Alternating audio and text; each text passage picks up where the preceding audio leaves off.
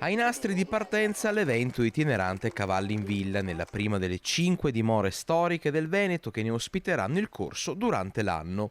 Un progetto che vuole donare al cavallo il ruolo di alfiere della cultura e di promotore delle eccellenze e peculiarità del territorio.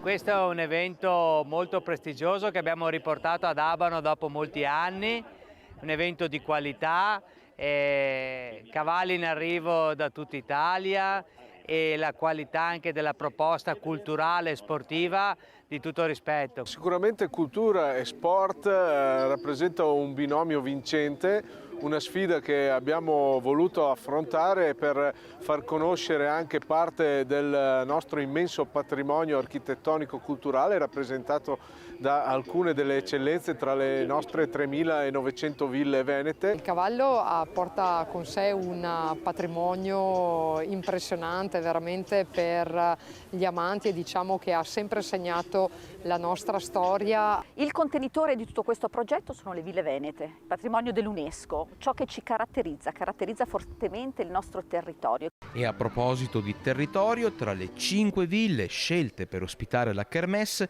spicca Villa Caffo a Rossano Veneto, un evento previsto a settembre ma già molto atteso. 3 giorni non solo di sport equestri con i migliori nomi dei campioni italiani attualmente appunto medagliati, ma anche 3 giorni di cultura all'interno della nostra villa, una cultura che ha come riferimento il mondo equestre.